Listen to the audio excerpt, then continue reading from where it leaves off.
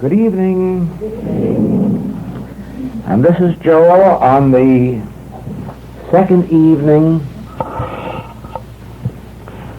of our class in the new dimension, Christ.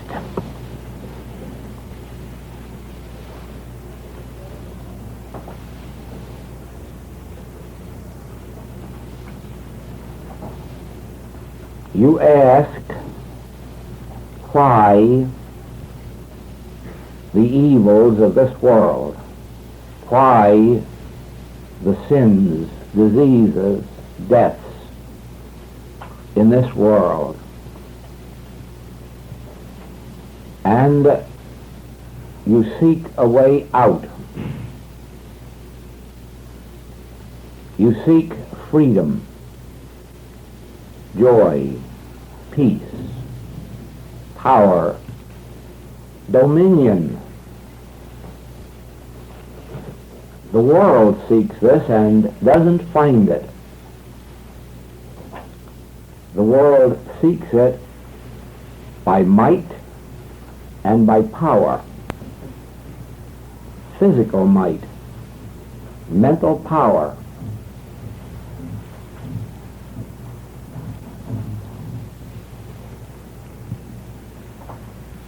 The Master revealed that if you live by the sword, you will die by the sword. Whatever it is in which you place your faith, that you must expect to have power and dominion over you. The sword is always double-edged. If it will cut one way, it will cut another.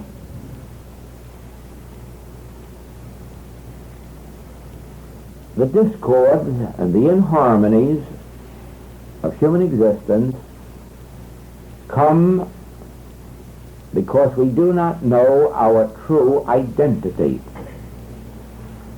That is the one and only reason for all of the world's discord. This lack of understanding of our true identity has set up a sense of separation between ourselves and God. And this sense of separation separates us from our good. In the human picture, it would be as if you were separated, or believed yourself to be separated, or forgot your possession of your bank account, and then suffered from lack or limitation. Whereas the realization or remembrance of the possession of that bank account would again restore harmony in your economic affairs. Or it may be that your child, for one reason or another, accepts the belief that it has lost its parents, that they are nowhere about, and that it must shift for itself, and then begins its wanderings, its efforts to achieve. Whereas the remembrance of its home and parents would again reestablish it in its harmony. We have this so well revealed in the story of the prodigal son. The son had everything. He was the son of a rich man. Wonderful home, wonderful parents, wonderful friends, wonderful position in life.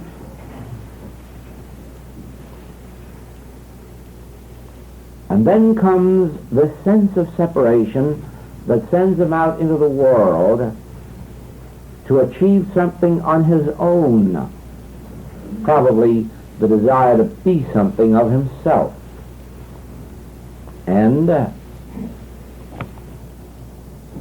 a short while he uses up his substance. He uses up the bread that has been stored up, the supply that has been stored up, but which is now not renewing itself because it no longer has contact with its source, his Father's house. And at the end of the road comes this realization that even the servants are better off than he. And then begins the return to the Father's house, but while yet a long way off, the Father comes out to greet him and reestablish him in the home, in the sonship, in the heirhood, and all is well again. Why? Just because of the return to the Father's house, to the Father's consciousness. Human beings are prodigals. The fall of man really is the sense of separation from God. It is the descent from divine consciousness to the belief of a selfhood apart from God, to the acceptance of a selfhood apart from God. Whereas the return to the Father's house is but a remembrance that our selfhood is God. God is our selfhood. God is our true identity and our true being. First, for us, must come the return of our prodigal sense of existence to the consciousness of our fatherhood, of our divinity, of the Godhood which we really are. In doing this, we are a small group of people set aside in the world, and for this reason we dare not speak. We may only show forth the fruitage of our discovery in demonstration. Should we say to our relatives or our friends, you know, I have discovered that I am the Son of God, I am the Christ. Do not be surprised if the world treats you harshly. It did so with Moses, Abraham, Isaac, Jacob, Isaiah, Elijah, Elisha, Jesus, John, Paul. Don't you know that all of these people revealed our true identity as God being? As God being you and God being me? You know the penalty they paid in the public mind? Of course, they didn't mind that. They were used to persecution and ridicule, but they thought it worthwhile in order to reveal it to the world. But from their experience we have learned this. There's a better way, a much better way than accepting persecution and execution for our faith and our belief, and that way is to show forth by our experience what our discovery has revealed, so that instead of our going out into the world and saying, look what I have discovered, we sit at home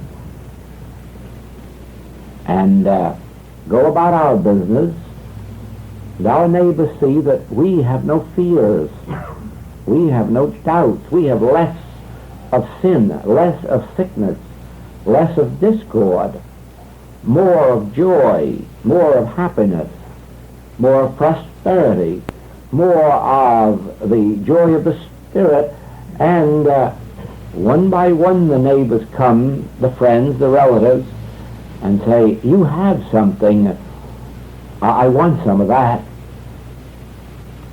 And then, very slowly, very gently, we feed them with the hidden manna. We feed them the meat that the world knows not. We share with them this water of life. We do not become prodigal in giving it away. We become, at first, very miserly. We just give it out in drops and bits, so that our friends and relatives may not get indigestion, may taste of it, like it, and come back for more. You may be assured of this, that all the truth that is in the world could be given to the world in a capsule form. Just a little bit of it would raise the world into eternal harmony.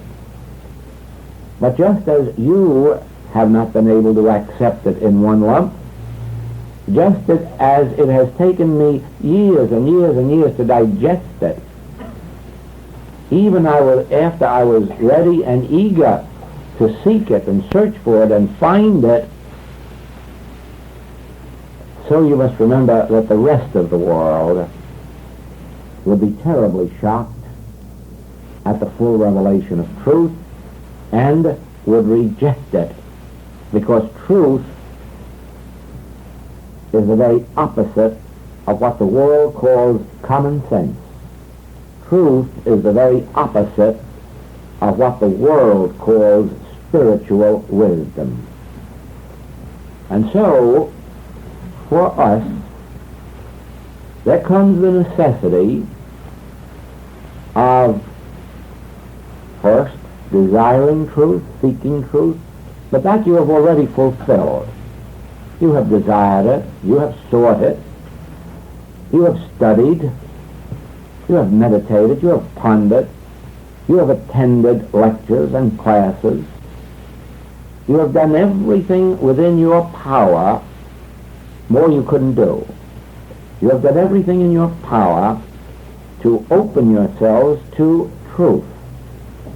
And so gradually you have been fitting yourselves for a further and a higher unfoldment of it, and we will have it here this week. But now you must learn wisdom. With all you're getting, get understanding. And above all, get the understanding that although the world is crying out for safety and security and peace and health, the world will not accept it from your standpoint. The world will accept peace if it can get it on the human level of existence. It will accept supply if it will come about in the way in which they are accustomed to having it. They will accept health if you can give it to them in a pill or a powder or a plaster. But the moment that you speak of a new dimension, spirit,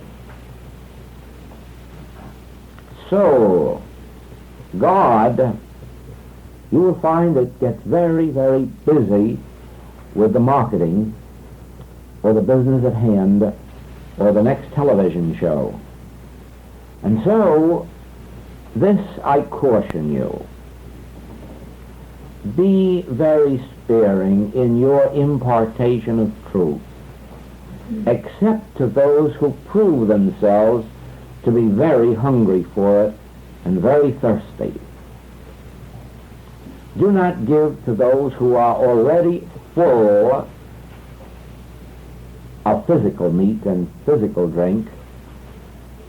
Do not give of the spiritual water of life to those who are not spiritually thirsty. Do not give of this hidden manna, of this wonderful meat that the world knows not of. Do not give that, except where you find a hunger for truth, not merely a hunger for a healing, not merely a hunger or a thirst for more supply, but a hunger and a thirst for truth, for spirit, for God. Then you will find receptivity and responsiveness.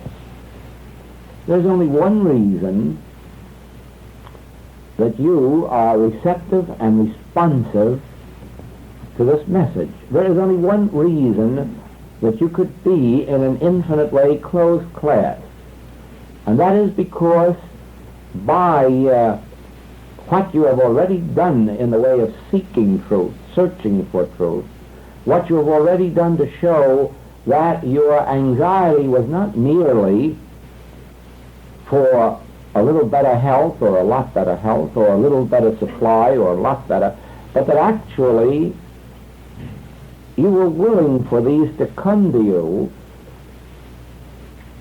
through the greater desire that you had for God. That is why you are able to accept whatever of truth is revealed, because you are sitting here not listening for more words of truth or wisdom, but rather for a revelation of God within your own soul, for an unfoldment of your own spiritual identity. You know by now, long before you came here, that this would be a spiritual message and a revelation of spiritual presence and power and being. That is why you came. That is why you can receive and accept that which will be revealed. Again, I caution you. Give it out sparingly, but imbibe it freely yourself. Bring yourself through demonstration to that place where your relative or friend or neighbor will come to you eagerly and say, please, please reveal to me what you have. I see the fruitage of it in you.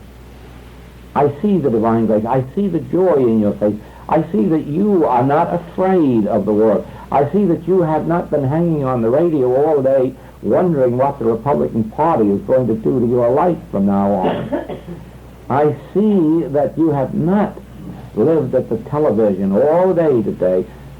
I see that. Why? Why are you so free from fear? Why are you enjoying so much of life? Why? We all seem to be in terror of things to come.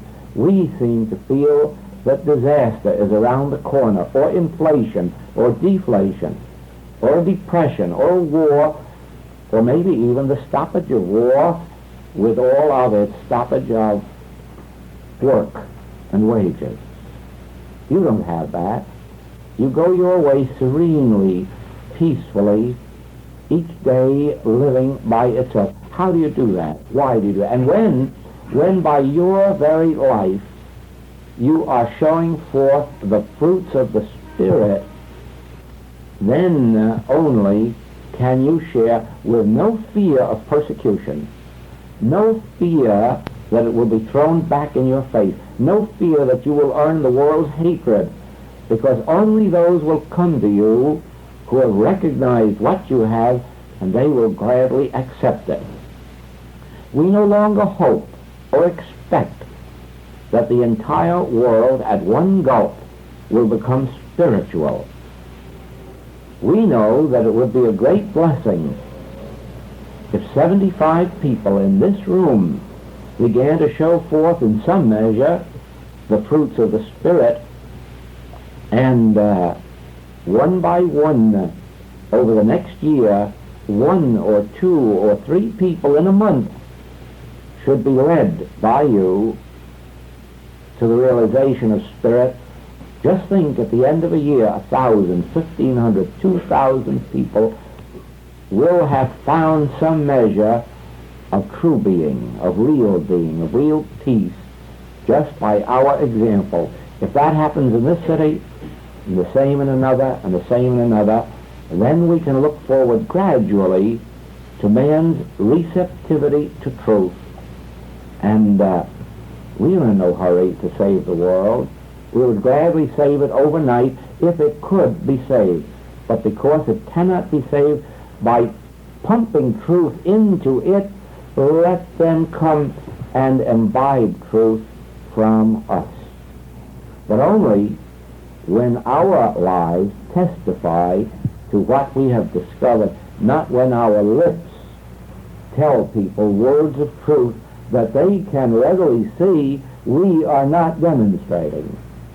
Oh, it is so much more wonderful to say nothing about truth, never to mention it, never to talk about it, never to let anybody know that we are truth students, never to let anyone know what we have discovered, until they themselves come and ask.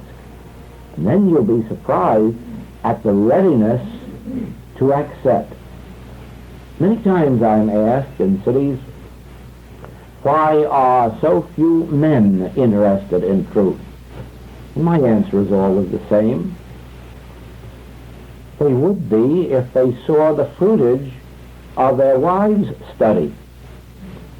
If only their wives were showing forth more of the Spirit, more of peace and love and life and gentleness and confidence and hope, the men would eat it up and drink it up, because they are seeking it even more than women are.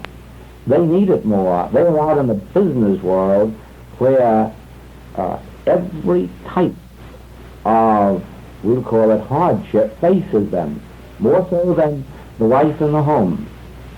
And men want it. Men need it. Men require it. And wherever men see the fruitage of it, they follow after it. That is why in our work we have quite a large percentage of married couples in our work. And usually it is because the wife has discovered it first, and by its fruitage and her experience, the husband becomes curious and then follows suit. But this I say to you, ours is a new dimension. We do not seek the world. We just abide at the center of our own being, demonstrate the glory of God, and let the world come to us and seek it of us.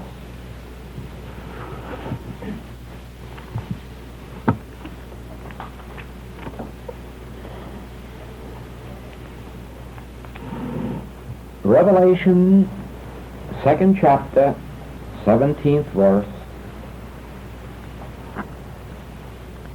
He that hath an ear, let him hear what the Spirit saith unto the churches. To him that overcometh will I give to eat of the hidden manna, and will give him a white stone, and in the stone a new name written, which no man knoweth, saving he that receiveth it. He that hath an ear, he that hath an inner ear, he that hath a spiritual ear, he that can hear now what isn't audible, let him hear. Let him hear what the Spirit says. Not what I say, not what the books say, not what you would like to say to your neighbor, but what the Spirit saith. To him that overcometh will I give to eat of the hidden manna. Do you know that the whole import of the message of the infinite way could well be summed up in that term, hidden manna. Hidden manna. It is like that other wonderful, wonderful statement of the Master's. My peace I give unto you. My peace. Not as the world giveth. Oh, no. Not physical health or physical wealth. Not a home or an automobile. Not anything that the world giveth. My peace I give. My peace. Have you ever stopped to realize, oh, you must have in the reading of the infinite ray literature, that this my peace is something that the world wouldn't know if it saw it, and wouldn't realize if it experienced it. My peace. A peace that comes not because the body is healthy or the purse is wealthy, not because the home is happy, prosperous, joyous. No. My peace is a state of peace that is experienced within regardless of outside conditions, and which ultimately changes the outside conditions. Now, here you have a hidden mystery. Peace, such as the world gives, comes to you because of an external circumstance or condition. You have some more health, or you have some more wealth, or you have some more home, or you have some more vacation, and that induces a state of peace. But my peace is different than that. My peace comes from a hidden spring within. And when it comes, it produces more health, more wealth, more harmony, more joy, more joyous relationships. Do you follow this? Instead of you receiving joy from an external condition or circumstance, you first receive my joy, my peace, and then it changes the outer circumstance. And why is this important? Because the health, the wealth, the good that comes to you from the external today may be taken from you tomorrow. And if it is, where is your joy now? Where is your peace now? Where is your contentment now? But if the peace comes first, the spiritual peace of my kingdom, my peace, and it operates out into the world, the good that it brings will never leave you. This kingdom endureth forever. My kingdom endureth forever. God's kingdom endureth forever. God's peace. Now remember, that's a peace that is not dependent on something good happening outside.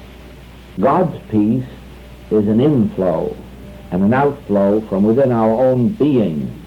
And so it never was dependent on anything. It was self-created, self-maintained, self-sustained, and then it flows out into your world, and it removes the inharmonies and discords of your experience. But because this peace was not induced by an external thing, it is an eternal being, presence, power, and it goes on forever and forever and forever, maintaining the straight way before you, maintaining harmony, wholeness, good. In other words, the peace that is realized within us, the peace that was never dependent on an external circumstance, will forever establish harmony in your outer world. Now this is the hidden manna. This is the meat that the Master referred to when he said, no, don't go to the city to get me meat. I have meat that ye know not of. That was the hidden meat, the spiritual meat. That was also the bread he referred to, the supply, the substance. When he said, we do not live by bread alone, out of bread, out of circumstances, out of peace, but by my peace, my meat, my water, my kingdom endureth forever. And so you see that as the world seeks peace, harmony, wholeness, contentment, it is seeking it from something that it first must acquire on the outer realm. And of course it may even enjoy that peace and prosperity and contentment while that circumstance or condition remains, but usually we lose satisfaction from that which we have gained in the outer, as if it were a toy, and now we look around for a new toy. Well, to him that overcometh, more especially overcometh that desire to seek, to search in the outer realm, will I give to eat of the hidden manna. Manna is food, the hidden food, the inner food. My peace give I unto you. And will give him a white stone, and in the stone a new name written, which no man knoweth, saving he that receiveth it. What is that name? Christ. No more are you Jones or Brown or Smith. No more are you man whose breath is in his nostrils. No more are you a man seeking good. No more are you a prodigal, separate and apart from the Father's house. Now the name is Christ. Is there anything for Christ to receive? Or is Christ that which feeds the multitude and heals the multitude? Christ is that which feeds and heals and satisfies.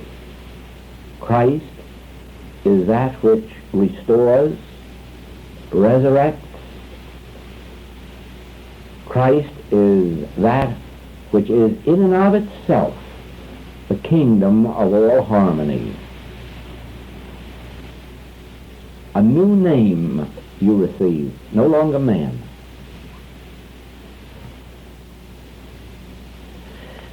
You wouldn't want to really go out from here tonight, would you, and tell your friends that you are Christ? No. Don't ever do that. Don't ever voice such things as I am God, or I am spiritual, or I am Christ, or I am the Son of God. Don't ever do that. That wouldn't be true. That would be just the same as going around and saying, I am honest, I am moral, I am good. Have you ever done that? No, you couldn't do that, could you? And if you did, I'm afraid our neighbors would suspect us.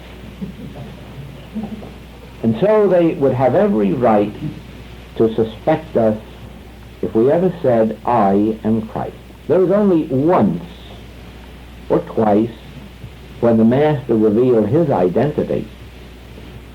He was very, very careful about that. Oh yes, even when it was said to him that he was King of the Jews, he said, thou hast said it. I didn't say it. You said it. Now you can, if you like, remain man whose breath is in his nostril. You can, if you like, continue your search for God, your search for good, your search for supply, your search for eternality, for immortality. You can continue your search for peace and Sometime or other you may stumble upon it, you may find it, you may be brought to it, or you can give up your search tonight. You can give up your desire for good tonight. You can give up all expectation of good tonight, and you can rest back in the hidden manna in your new name, in your divine sonship. The prodigal came home and received the gown, the purple robe, the ring, the jewels, because of his sonship. We can do likewise. We can return to the Father's house tonight, and even while you are quite a distance away from the realization of it, the Father is on the way out to meet you down the road right now and place upon your shoulders that purple robe of divinity, that jeweled ring of dominion, spiritual dominion over the earth and all that is therein, over the sea, over the air, the skies, that ring which denotes authority, spiritual authority. A new stone, a new gem with a new name, divine sonship. If you accept that, you will sit back and rest, and you will let your good come to you. No longer will you jump all over the city looking for apartments or homes. No longer will you go from shop to shop to find that dress or suit. No longer will you waste your time and energy in searching for things or persons, but you will rest in the realization of your divine sonship, and let your good unfold. Let it come to you, and even beyond that, realize this: it never will come to you from outside your own being. It must unfold to you from within your being. It is as erroneous for us to expect our good to come to us as it is to go out now searching for truth or God or peace. Now, our expectancy is that the hidden manna, the hidden meat, we can share with those not yet aware of their new name. Now comes the place when you abide in your sonship and say, "Come to me," oh, but silently, not on the street corner, not to the neighbors, silently, "Come unto me, all ye that labor and are heavy laden, and I will give you rest. I will give you peace. I will feed you. I will give you living waters. I will share with you this hidden manna." Now we know where all supply is. It is hidden within you. It cannot come to you now. It must flow out from you to the world. As a prodigal, you were out in the world seeking, working, striving, getting.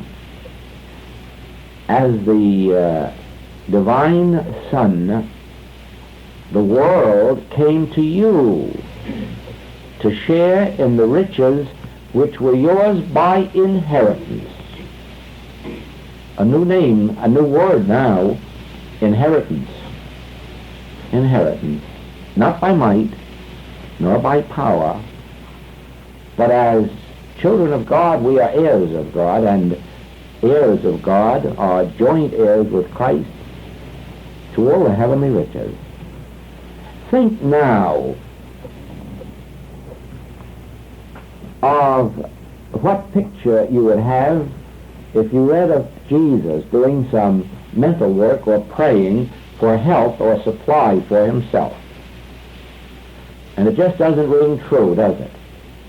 But that was because of his awareness of his divine sonship. Was there any other reason that Jesus could heal and supply except his awareness of his true identity? Who do men say that I am? Who do ye say that I am? Well, I already know who I am. That was his attitude. But now, what does the world say about it? And what do you say about it? Oh, Peter reveals, thou art the Christ. Yes, I know it all the time, and now God has revealed it to you. And because the Master knew his true identity, his divine sonship, the divinity of his own being, he knew that he could share all that the Father had. Son, all that I have is thine. And Jesus knew himself to be the Son of God, the divine Son. And therefore he knew that all that the Father had was his, and he could share that with the world, whether healing, regenerating, reforming, restoring, resurrecting, supplying. If it was of the Father, he as a Son could dispense it. There was no need for him to receive it. There was no way for him to receive more than he had, because all that the Father had was already his, and all that the Father hath is already yours. Ah, you declare that. You affirm that in your treatments. All that the Father hath is mine, and then continue praying for more, or treating for supply, or treating for understanding, or friendship, or companionship, after you have already declared that all that the Father hath is mine. Is there any other treatment necessary after you have realized your divine sonship? Is there any other treatment necessary after you have affirmed your relationship in God? No. There is only one thing then: standing in truth, standing fast in truth, standing steadfastly in truth, remaining faithful in the understanding of the truth you have received. In some of our classes, we have practiced an exercise that really was the start of my understanding of what is now the message of the infinite way, although it began all the way back in 1933, long before the realization of the infinite way came to a head. Nevertheless, this was what started the entire unfoldment, and I'm sure it will be helpful to you. So I'm going to ask you to follow me in this exercise, but do it slowly, do it carefully, and not in the manner merely of accepting what I say, but more in the manner of understanding it and catching the import of it as you go along. I'm going to ask you now to look down at your feet.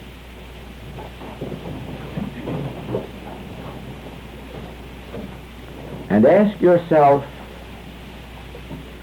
am I down there?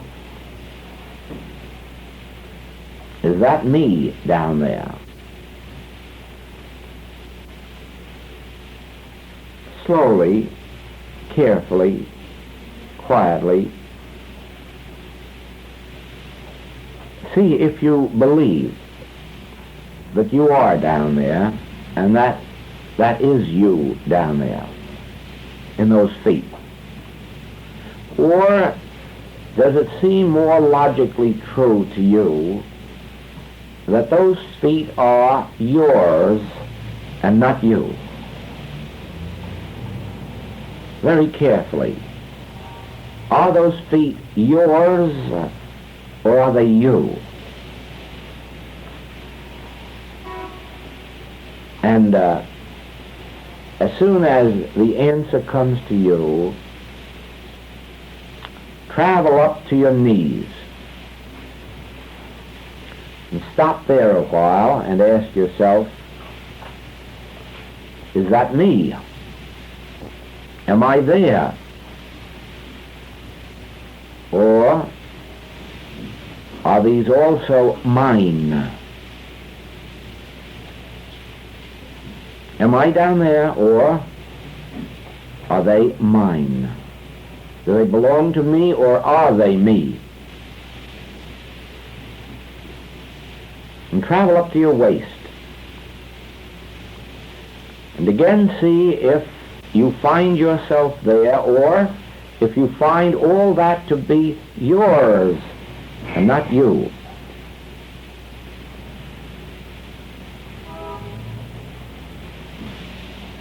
And up to the neck. And see if you can discover yourself there. Are you anywhere between the neck and the toes? Or would you say that all of that is yours? Is this me, or is this mine? Is this body me, or is this body mine? Am I in this body? What part of this body am I in? Where am I located in this body? Or is this body mine, all mine? And go right on then up to the topmost tip of the hair on the head, and ask yourself again, is this me, or is this mine? And then travel all the way from the top of the head to the tip of the toes, and from the tip of the toes to the top of the head, and ask yourself if you have discovered yourself anywhere within that distance, within that space. Is all of this body me, or is all this body mine? Is this my body, or is this body me? Satisfy yourself. Don't accept my word. Satisfy yourself. See if you can find yourself anywhere in the body. And if you haven't found yourself there, the next logical question must be, well then, where am I? Where am I if I haven't discovered myself between the head and the toes? Then where am I? And who am I? And what am I?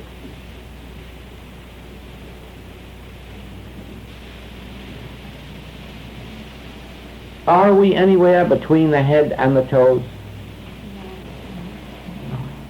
Is that me, or is that mine?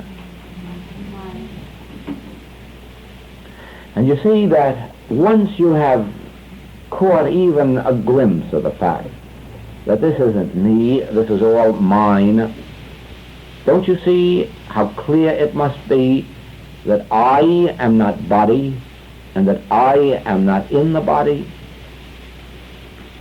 And now what about I? Who is this I? What is this I? And who is this me? If you could study comparative religion all down through the ages, it would only take you 1 second to remember that every revelator of spiritual truth has said that I am I. I am He. I am is God. I is God. I am divine. I am true being, real being, eternal being. I is the only God there is. I am come that ye might be fulfilled. Are there any other gods before me? No, I am the only God. If you walk through the waters, I will go with you. The waters, you will not drown, because I will go with you. That I is your real being. That is the divinity of your being. I is the one infinite, eternal ego. I is that of which the Master revealed, I am the way, I am the truth, I am life eternal. The bread, the wine, the water. I is not body. I is not limitation. I is not confined in a body. I is, Moses revealed, I am that I am. The Master repeated, I am that I am. Hast thou been with me so long, and hast not known? Thou seest me. Thou seest the Father that sent me, for I and the Father are one. That I which you have not discovered in your body, that I which you have discovered is not your body. That I is one with God. That is the part of you that is one with God. I and the Father are one. That is why all that the Father hath is mine. Thou shalt have no other gods before me. Why? The me is God. And I am one with God, at one with God, in tune with the infinite. I and the Father are one, and all that the Father hath is mine. And the place whereon thou standest is holy ground. Why? Because you are standing there, or because God is standing there? Because God is standing there. And I and the Father are both standing there. Since I and the Father are one, not two, just one. I and the Father are one. Now just think. If I and the Father are one, and I am seeking supply, what's funny? What could be funnier than that? What could be more ridiculous than I, which am one with the Father, and upon whom the Father hath bestowed all that he hath through heirship, that I should be out seeking health, wealth, supply, employment? Would it not be better, rather than seek, to remain and realize, oh, I already am. I already am in divine consciousness. I already am in the Father's house. The Father's house is already my home. The Father's kingdom is my kingdom. I am the divine Son. I wear the royal robe of divine sonship and the jeweled ring of authority of dominion over all that is. Shall I seek for good as a beggar when I'm joint heir with Christ to all there is? Do you remember that in the New Jerusalem? As a beggar have I sought thee, and now I discover that I am joint heir to all that the Father hath. Do you see why tonight our roaming and wandering is finished? A new name we have received, divine sonship. A new dimension in which we find ourselves to be fulfillment, fulfilled with all that the Father hath. No more to search, no more to seek, no more to roam, no more to wander. I am home in thee. But you see, the shoulders must relax. A sense of peace must come, That realization must come. Thank you, Father. Thank you, Father. All that the Father has is mine. All that God is, I am. I am home in thee.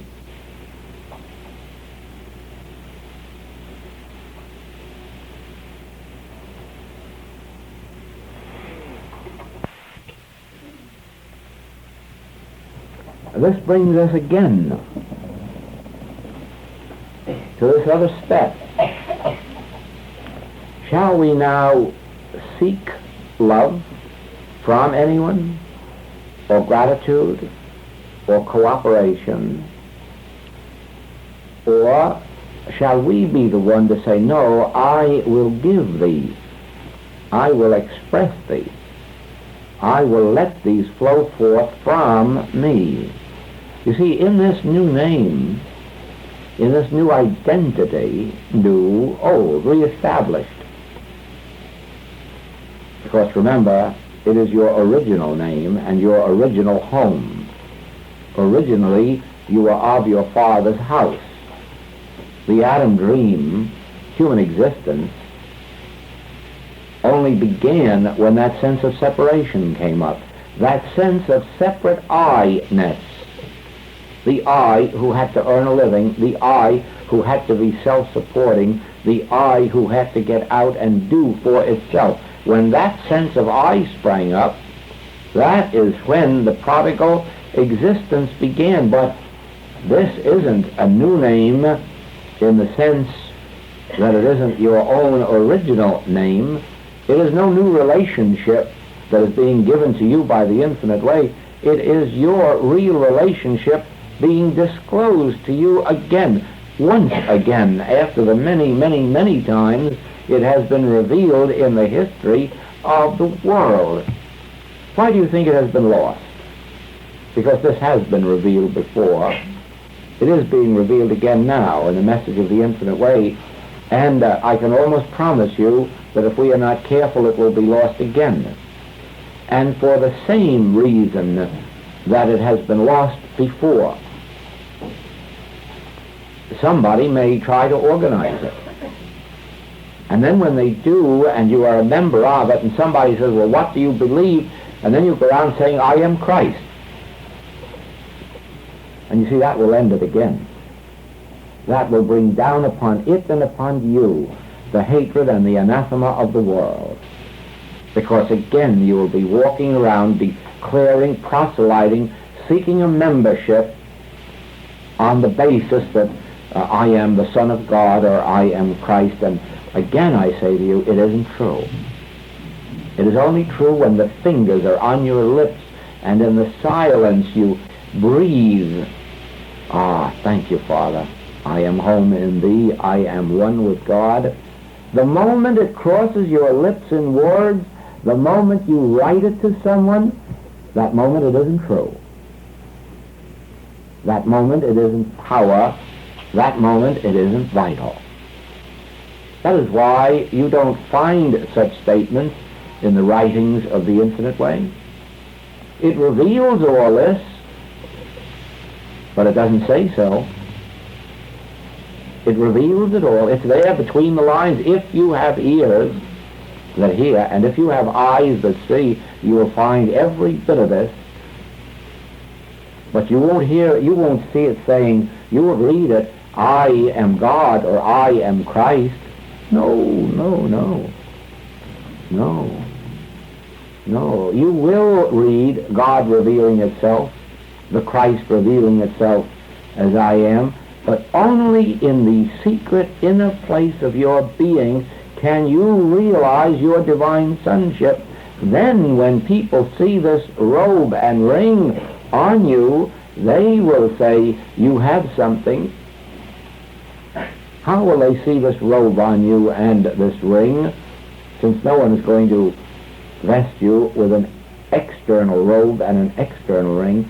But because you know your true identity, because you have broken down the barrier that separates you from your divine sonship, that robe and ring will be visible in the manner of your walking, in the manner of your smiling, in the manner of your living, in your so very evident lack of concern for tomorrow and tomorrow's manna and tomorrow's safety and tomorrow's security.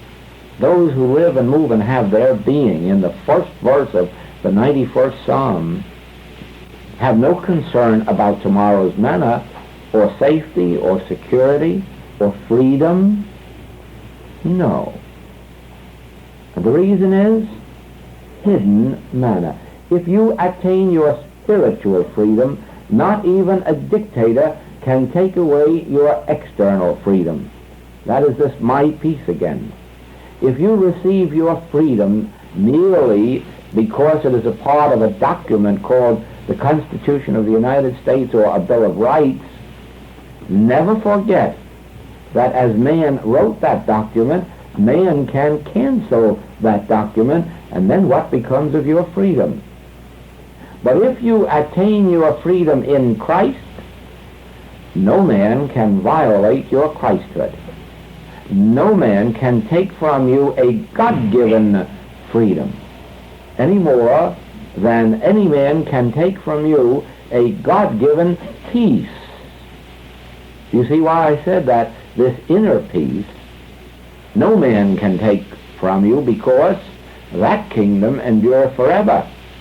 And that inner peace will make for your outer harmony. And so it is with the word freedom.